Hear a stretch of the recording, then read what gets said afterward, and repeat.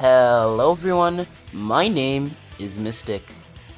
So today's episode is going to be a what if idea that technically wasn't voted in, but both me and my friend liked this video idea so much that I decided to record it right now. Nonetheless, this idea involves BROLY, so I hope you guys will actually enjoy this what if. So, without further ado, let's get right into what if BROLY was intercepted by the Galactic Patrol.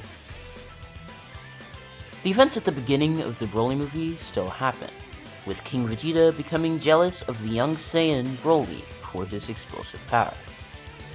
He decides it'd be best for both the universe and the Saiyans as a whole if BROLY was sent off to planet Vampa, since his explosive power is extremely dangerous for all of Saiyan kind. However, this time, Irico, the one from the Moro arc, a new recruit at the time, is patrolling the area and notices the ship approaching the planet.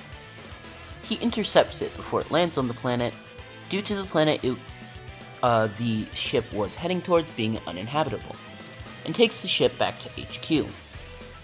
The Galactic King initially wants to simply imprison the young Saiyan BROLY, who was found inside the ship that was heading to Vampa. However, Irico and Maris convince him that the child technically hasn't done anything wrong yet, so he's taken in by Irico as his partner. In this timeline, Paragus still goes off to planet Vampa and crash lands. However, BROLY isn't there, so he loses hope, believing his son had died, and eventually dies due to the hostile life on the planet. So Paragus won't be around in this story. Meanwhile, BROLY is being trained by Irico. However, when Irico learns of BROLY's explosive and frankly untapped power and potential, he hands over training to the much more powerful and much more suitable trainer, Maris, who trains him for 5 years. Eventually, news comes that Planet Vegeta, BROLY's home, was destroyed, with the official report being that meteors had destroyed it, which saddens BROLY. Eventually, Jacko is sent off on his mission to Earth, which goes pretty much the same, until he returns and reports that the Saiyan didn't arrive on Earth. This time, BROLY protests heavily, saying that there's no way a Saiyan didn't arrive on Earth, and that he'd prefer to check himself. Now, why would he care? Because BROLY is really the only Saiyan around in the Galactic Patrol, he feels lonely and a sort of kinship with that sort of unknown Saiyan that should have arrived on Earth.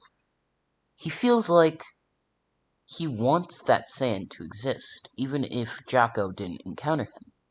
So he decides it'd be better to check himself. BROLY sets off to Earth with Irico, who actually serves as more of a father figure to BROLY. About a year passes in between BROLY and Jacko's mission, because their ships take about a year to arrive on Earth. BROLY specifically, since it's an older model than even Jacko's. When they arrive, they use scouter-like devices to find the Saiyan and fly over to one of the highest power levels on Earth, which just so happens to be that of Grandpa Gohan. Gohan is surprised to see another alien, an evil one that looks like Goku. He has a tail just like him. He invites them over and explains the situation to the officers. BROLY and Irico are initially hesitant to allow the Saiyan to remain on Earth, since they believe his violent nature would be detrimental to the planet at large. Eventually, however, Irico relents that Goku should be allowed to stay on Earth. However, BROLY decides on a condition. Goku will be allowed to stay on Earth if he's allowed to train the young Saiyan for a year, so that he can control his power. Irico is initially hesitant to leave BROLY on a planet for so long, without him doing anything active for the Galactic Patrol, but BROLY says it'll be fine. He'll take an excused absence. Irico is worried, but he decides it's best to let BROLY do what he wants. Irico calls for another ship and leaves. while Broly remains to train with Goku for 1 year. During that 1 year, both Goku and Broly gain somewhat better control over their power. Broly manages to teach Goku to control his Great Ape form, something he himself had been struggling with. It comes easier to Goku since he can control his Great Ape form by thinking of Grandpa Gohan, the person who he's extremely close to. Grandpa Gohan and Goku teach Broly some of the fundamentals of martial arts, with Gohan even teaching both Goku and Broly the Kamehameha wave. Because Goku has control over his Great Ape, when he accidentally looks at the full moon during the time that Grandpa Gohan should have died, instead Grandpa Gohan survives, with Goku being able to control his Great Ape. After the full year passes, Broly leaves more powerful than before, and his journey with the Galactic Patrol begins with his next mission to planet Tech. I hope you guys enjoyed this video. It's much shorter than my other ones, but that means it'll probably be better for editing.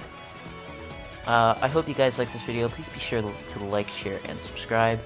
Comment down below what your ideas for the next part are. I am going to do a special at 100 subscribers, so please be sure to subscribe if you want to see that. Join my Discord server for an opportunity to get your art or whatever ideas featured on the channel, or for an opportunity to talk to me. So without further ado, that's the end of this video. I'll see you guys in the next one. Bye bye.